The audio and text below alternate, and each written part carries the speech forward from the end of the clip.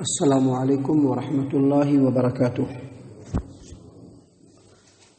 اعوذ باللہ من الشیطان الرجیم، بسم اللہ الرحمن الرحیم۔ والوالدات يرضعن اولادهن حولين كاملين لمن اراد ان يتم الرضاعة وعلى المولود له رزقهن وكسوتهن بالمعروف لا تكلف نفس الا وسعها لا تضار والدة بولدها ولا مولود له بولده وعلى الوارث مثل ذلك فإن أرادا فصالا عن تراض منهما وتشاور فلا جناح عليهما وإن أردتم أن تسترضعوا أولادكم فلا جناح عليكم إذا سلمتم ما آتيتم بالمعروف واتقوا الله واعلموا أن الله بما تعملون بصير۔ محترم سامعین اکرام، سورۃ البقرہ سورہ نمبر 2 اور اسی سورت سے ابھی آپ کے سامنے آیت نمبر 233 یعنی 233 نمبر کی آیت کریمہ ابھی آپ کے سامنے تلاوت کی گئی۔ اللہ تبارک و تعالیٰ نے فرمایا والوالدات یرضعن اولادهن حولین کاملین لمن اراد ان یتم الرضاعہ۔ مائیں اگر اپنے بچوں کو دودھ پلانا چاہیں تو وہ اگر ان کا ارادہ ہو کہ وہ مکمل دودھ پلائیں گی تو 2 سال مکمل دودھ پلا سکتی ہیں۔ والوالدات یرضعن اولادهن حولین کاملین، مائیں اپنے بچوں کو مکمل 2 سال دودھ پلا سکتی ہیں۔ آگے اللہ نے فرمایا لمن اراد ان یتم الرضاعہ، وہ مائیں جو اپنے بچوں کو مکمل دودھ پلانا چاہتی ہیں، رضاعت کی مدت کو کمپلیٹ کرنا چاہتی ہیں۔ سامعین کرام، یہ جو آیت کریمہ ہے اس میں دودھ پلانے کا مسئلہ ہی بیان کیا گیا ہے۔ اصل میں یہ جو باتیں ہیں ان کو ہم لوگ بہت چھوٹی باتیں سمجھتے ہیں، لیکن شریعت نے ان باتوں کی رہنمائی اس لیے کی ہے کہ قرآن اور حدیث سے ہٹ کر کے چاہے کسی بھی شعبے میں، چاہے کسی بھی فیکلٹی میں، چاہے کسی بھی ڈپارٹمنٹ میں آدمی اپنے قدم کو آگے بڑھاتا ہے تو وہ مشقت اور پریشانی میں پڑتا ہے، تکلیف میں پڑتا ہے۔ سامعین کرام، اللہ تبارک و تعالیٰ نے فرمایا کہ مائیں اپنے بچوں کو مکمل 2 سال دودھ پلا سکتی ہیں، وہ مائیں جو رضاعت کی مدت کو پورے طور پر پورا کرنا چاہتی ہیں۔ اس سے یہ ثابت ہوتا ہے کہ بچے کو، جو بچہ پیدا ہوتا ہے، اس کے دودھ پلانے کی جو مدت ہے وہ مکمل 2 سال ہے، 2 سال سے زیادہ نہیں۔ اور آیت کریمہ کے جو الفاظ ہیں، جو اس کا معنی اور مفہوم ہے، اس سے یہ بات ثابت ہوتی ہے کہ 2 سال سے کم بھی اگر کوئی دودھ پلانا چاہے تو پلا سکتا ہے، کیونکہ کیا کہا کہ اگر رضاعت کی مدت کو مکمل کرنا چاہیں تو وہ اپنے بچوں کو مکمل 2 سال دودھ پلا سکتے ہیں۔ یہاں پر وہی 2 بات ثابت ہوتی ہیں کہ اگر مدت رضاعت کو مکمل کرے تو مکمل 2 سال دودھ پلانا ہے، اس سے زیادہ دودھ نہیں پلانا ہے، اور اگر مائیں چاہیں تو اس سے کم میں بھی بچوں کے دودھ کو چھوڑا سکتی ہیں۔ سامعین کرام، اللہ تبارک و تعالیٰ نے آگے بیان فرمایا کہ وَعَلَى الْمَوْلُودِ لَهُ رِزْقُهُنَّ وَكِسْوَتُهُنَّ بِالْمَعْرُوفِ، اور جن کے بچے ہیں، یہ جو دودھ پلانے کی جو مدت ہوگی، جو دودھ پلانے کی مدت ہوگی، بچے جن کے ہوں گے انہی کی ذمے عورت کا کھانا بھی ہوگا، روٹی بھی ہوگا اور کپڑا بھی ہوگا، دستور کے مطابق۔ یہ بات اس لیے بتلایا جا رہا ہے، اب ظاہر سی بات ہے جس کی بیوی ہے اس کو اگر بچہ پیدا ہوتا ہے تو کھانا خرچہ تو اسے دینا ہی ہے، لیکن یہاں پر کھانا اور خرچہ دینے کی بات، روٹی اور کپڑا دینے کی بات کیوں کہی گئی؟ اس لیے کہی گئی کہ جب ہمارے سماج و معاشرے میں کسی عورت کو طلاق دے دیا جاتا ہے، بڑے مسئلے کھڑے ہوتے ہیں۔ طلاق دینے کے بعد کیا ہوتا ہے؟ ماں کی روزی روٹی کا بھی مسئلہ بن جاتا ہے۔ ابھی ہمارے سماج و معاشرے میں ہے کیا، ایک ہی مجلس میں چھٹ سے کیا طلاق طلاق طلاق۔ اب جو مفتی صاحب لوگ جو مثلاً تھے درس پہ بیٹھے ہوئے، وہ لوگ کہیں گے ہاں طلاق ہو گیا، اب وہ جو بیچاری عورت ہے وہ کہاں جائے؟ یہیں سے ساری خرابیاں شروع ہوتی ہے۔ اللہ تبارک و تعالیٰ نے فرمایا ہے کہ اگر کسی عورت کو طلاق دے دیا گیا، طلاق دینے کے بعد اس کو بچہ پیدا ہوا، 3 مہینے کی مدت جو ہے، 3 حیض کی جو مدت ہے وہ بھی کمپلیٹ ہو گئی، بچہ بھی پیدا نہیں ہوا، لیکن معلوم چل گیا کہ بچہ ہے اور فلاں آدمی کا بچہ ہے۔ اب وہ عورت اپنے گھر چلی گئی، اپنے مائکے چلی گئی، اس کو بچہ پیدا ہوا، اب اس کی ذمہ داری کون لے گا؟ سماج و معاشرے میں یہ بہت بڑی بات ہے۔ لوگوں نے وہی رستہ اختیار کر لیا ہے جو اسلام سے بالکل الگ ہے، چاہے آپ جس چیز میں دیکھیے، نکاح کے معاملے میں دیکھیے، طلاق کے معاملے میں دیکھیے، کاروبار کے معاملے میں دیکھیے، حتیٰ کہ عبادتوں کے معاملے میں بھی سماج و معاشرے کے لوگوں نے وہ طریقہ اختیار کر لیا ہے جو قرآن و حدیث سے ثابت نہیں ہے۔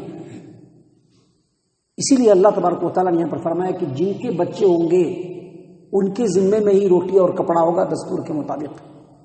یعنی اگر وہ باپ جس نے اپنی عورت کو طلاق دے دیا ہے، اب اس کو بچہ پیدا ہوا، دودھ پلانے کی مدت تک اگر وہ اپنے بچے کی روزی روٹی کی ذمہ داری لے لیتا ہے اور اس عورت کے روٹی اور کپڑے کی ذمہ داری لے لیتا ہے جیسا کہ اللہ نے حکم دیا ہے، تو کوئی پریشانی نہیں ہوگی، بچے کی پرورش بھی ہوگی، ماں کے اخراجات بھی چلتے رہیں گے۔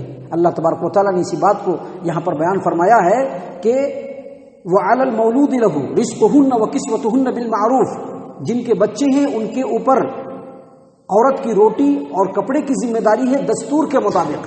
دستور کے مطابق کیا مطلب؟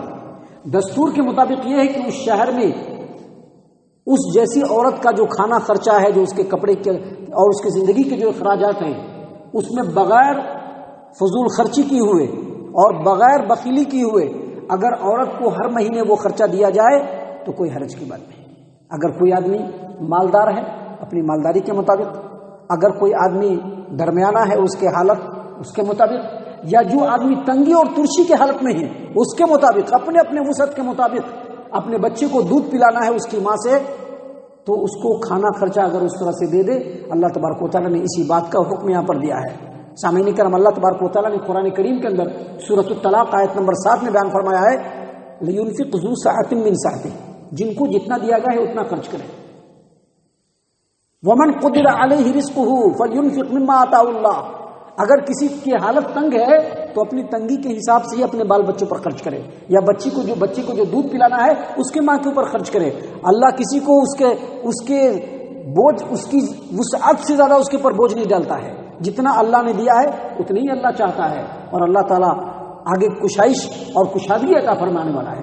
تو اللہ تبارک و تعالیٰ نے یہاں پر اسی بات کو بیان فرمایا کہ وہ علی المولود لہو، جن کے بچے ہیں انہی کے اوپر ذمہ ہے کہ وہ دودھ پلانے والی جو ان کی بیوی جو مطلقہ ہے ان کو کھانا دے، ان کو کپڑا دے دستور کے مطابق۔ آگے اللہ نے مزید فرمایا وہی بات کہ لا تکلف نفس الا وسعها، کسی کو بھی اس کی کیپیسٹی کے مطابق اس کے اوپر بوجھ نہیں ڈالا جاتا ہے، جتنی کیپیسٹی ہے اتنی ہی بوجھ ڈالا جاتا ہے۔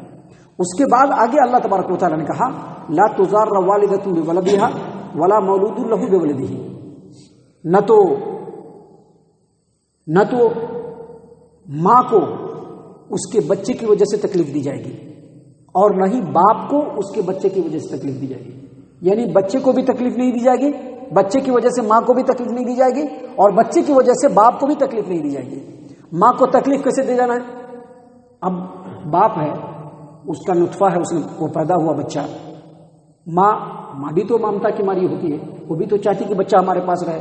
اب وہ بچہ اپنے پاس رکھنا چاہے، اس کی پرورش کرنا چاہے، لیکن باپ کہے گا نہیں تمہارے پاس نہیں رہے گا، ہم اس کو چھین کر کے لے کر کے آئیں گے۔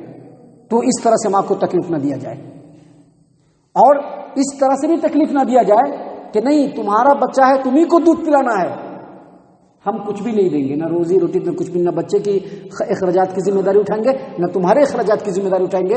اس طرح سے ماں کو تکلیف دینا ہے۔ اور باپ کو بچے کی وجہ سے کیسے تکلیف دیا جائے گا؟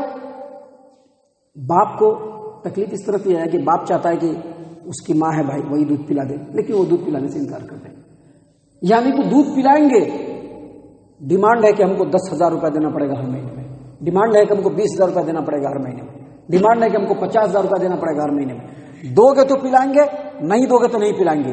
کہا کہ بچے کی وجہ سے باپ کو بھی تکلیف نہیں دینا ہے، بچے کی وجہ سے ماں کو بھی تکلیف نہیں دینا ہے، دونوں ایک دوسرے کے ساتھ انڈرسٹینڈنگ کے ساتھ چلنا ہے تاکہ بالکل بچے کی صحیح پرورش ہو۔ اس کے بعد اللہ تبارک و تعالیٰ نے مزید آگے فرمایا، دیکھیے اللہ تبارک و تعالیٰ نے کتنی باریکی سے انسانوں کی ضرورت کو سمجھا ہے۔ اللہ تبارک و تعالیٰ نے آگے مزید فرمایا وَعَلَى الْوَارِثِ مِثْلُ ذَلِكَ، اور جتنی ذمہ داریاں بیان کی گئی اوپر، وارث کے اوپر بھی وہی ذمہ داری ہے۔ کیا مطلب؟ اب باپ اگر فوت ہو گیا، باپ فوت ہو گیا ہے، اب وہ عورت ہے، اس کا بچہ پیدا ہوا، کس کا بچہ ہے؟ وہی فوت شدہ، اب اسی کا بچہ ہے نا۔ تو کہا گیا کہ اب باپ فوت ہو گیا ہے تو اس کے جو وارثین ہیں، اس کے وارثین میں ان کے بھائی بھی ہو سکتے ہیں، ان کے باپ بھی ہو سکتے ہیں، ان کے دوسرے بیٹے بھی ہو سکتے ہیں، کہا کہ ان کے جو وارثین ہیں وہ وارثین کے اوپر پوری ذمہ داری آتی ہے کہ وہ مکمل نگہداشت کرے، وہ مکمل جو ہے ماں اس کا مکمل خرچہ اٹھائے۔ کیوں خرچہ اٹھائے؟ کیونکہ اگر اس کا خرچہ اٹھائیں گے تبھی جا کر کے بچے کی پوری پرورش ہوگی اور ماں کی بھی دیکھ بھال ہو جائے گی۔ اللہ تعالیٰ نے اسی بات کو یہاں پر بیان فرمایا، وَعَلَى الْوَارِثِ مِثْلُ ذَلِكَ، اور فوت کے بعد جو ان کی وارثین ہیں اس کے اوپر بھی ایسے ہی ذمہ داری ہے۔ آگے اللہ تبارک و تعالیٰ نے فرمایا فَإِنْ أَرَادَا فِصَالًا عَنْ تَرَاضٍ مِّنْهُمَا وَتَشَاوُرٍ فَلَا جُنَاحَ عَلَيْهِمَا۔ 2 سال کی مدت ہے، 2 سال سے زیادہ نہیں ہے، یعنی بچے کو پیدائش کے بعد 2 سال دودھ پلانا ہے، 2 سال سے زیادہ دودھ نہیں پلانا ہے۔ لیکن اگر کوئی پہلے چھوڑانا چاہتا ہے، اسی بات کو اللہ بیان فرمانا ہے کہ فَإِنْ أَرَادَا، اگر دونوں کا ارادہ ہو، یعنی ماں اور باپ دونوں کا ارادہ ہو، فِصَالًا، بچے کے دودھ کو ہم چھڑائیں گے، عن تراض منہما وتشاور، دونوں نے صلاح مشورہ کیا، دونوں رضامند ہو گئے اور کہا کہ ہم بچے کا دودھ چھڑائیں گے، تو اللہ تبارک و تعالیٰ نے فرمایا کہ اس میں بھی کوئی حرج نہیں، یعنی مکمل اگر کوئی 2 سال دودھ پلانا چاہے تو بھی کوئی گناہ کی بات نہیں، اگر اس سے پہلے اپنے بچے کا دودھ کسی مصلحت کی وجہ سے چھڑانا چاہے تو بھی کوئی پرابلم کی بات نہیں ہے۔ آگے اللہ تبارک و تعالیٰ نے فرمایا وَإِنْ أَرَدْتُمْ أَن تَسْتَرْضِعُوا أَوْلَادَكُمْ فَلَا جُنَاحَ عَلَيْكُمْ إِذَا سَلَّمْتُمْ مَا آتَيْتُمْ بِالْمَعْرُوفِ، لیکن یاد رکھو اگر تم کسی دوسرے سے دودھ پلوانا چاہتے ہو، یعنی اگر تم چاہتے ہو کہ دودھ پلواؤ، کیا مطلب یہ کہ جو ماں ہے ہم اس سے دودھ نہیں پلوائیں گے، ہم کسی دوسری عورت سے دودھ پلوائیں گے، تو شریعت میں یہ بھی ثابت ہے۔ پیارے رسول صلی اللہ علیہ وسلم کو پیدا کس نے کیا؟ آمنہ نے۔ دودھ کس نے پلایا؟ دائی حلیمہ نے پلایا نا۔ تو اللہ نے فرمایا کہ وَإِنْ أَرَدْتُمْ أَن تَسْتَرْضِعُوا أَوْلَادَكُمْ فَلَا جُنَاحَ عَلَيْكُمْ إِذَا سَلَّمْتُمْ مَا آتَيْتُمْ بِالْمَعْرُوفِ، اگر تم کسی دوسری عورت سے اپنے بچے کو دودھ پلوانا چاہو اس میں بھی کوئی حرج نہیں ہے، لیکن شرط کیا ہے؟ شرط یہ ہے کہ جو دستور کے مطابق اس کو معاوضہ دینا ہو وہ معاوضہ اس کے حوالے کر دیا جائے کہ یہ معاوضہ ہے اور یہ بچہ ہے، اس کو دودھ پلانا ہے۔ اگر اس طرح سے کرتے ہو تو کوئی حرج کی بات نہیں، فلا جناح علیکم، تمہارے پر کوئی حرج کی بات نہیں۔ اور اس کے بعد اخیر میں اللہ تبارک و تعالیٰ نے فرمایا واتقوا اللہ، اللہ تبارک و تعالیٰ سے ڈرو۔ مطلب کیا؟ وہی چیز جو میں نے بتلایا اس سے پہلے بھی کہ سارے قانون اللہ کے بنائے ہوئے ہیں، اگر اس قانون کے مطابق زندگی گزارو گے اللہ خوش ہوگا، اگر اس کی نافرمانی کرو گے تو ڈرتے رہو، کیونکہ نافرمانوں کو اللہ تعالیٰ آخرت میں بھرپور سزا دینے والا ہے۔ نافرمانوں کو اللہ چھوڑنے والا نہیں ہے، نافرمانوں کو اللہ تبارک و تعالیٰ آخرت میں بھرپور سزا دینے والا ہے۔ واتقوا اللہ، اللہ تبارک و تعالیٰ سے ڈرو، وَاعْلَمُوا أَنَّ اللَّهَ بِمَا تَعْمَلُونَ بَصِيرٌ، اور جان لو کہ اللہ تبارک و تعالیٰ تمہارے تمام اعمال کی، جو تم لوگوں کے سامنے کرو وہ بھی اور جو چھپ کر کے کرو وہ بھی، تمام اعمالوں کی اللہ تبارک و اعمال کی اللہ تعالیٰ کڑی نگرانی کر رہا ہے۔ سامعین کرام، آگے ابھی اور بھی احکام ہیں جو اللہ تبارک و تعالیٰ نے انسانیت اور انسانوں کے سماج و معاشرے کی بہتری کے لیے بیان فرمائے ہیں۔ اللہ تعالیٰ سے دعا ہے کہ اللہ تعالیٰ ہم تمام کو ان تمام باتوں کے اوپر خوب غور و فکر اور تدبر کرنے کی توفیق عنایت فرمائے۔ اللہ تعالیٰ ہم تمام کو صحیح معنوں میں پکا سچا مومن مسلمان بنائے، اللہ اور اس کے رسول صلی اللہ علیہ وسلم کی اطاعت و فرما برداری کرنے والا بنائے، صحابہ کرام رضی اللہ عنہم کے طریقے پر چلنے والا بنائے، جنت الفردوس میں جگہ عطا فرمائے۔ اے اللہ ہم تمام کو جہنم سے پناہ دے، اے رب العالمین ہم تمام کو جہنم سے پناہ دے، اے مالک الملک ہم تمام کو جہنم سے پناہ دے، آمین یا رب العالمین، وما علینا الا البلاغ المبین۔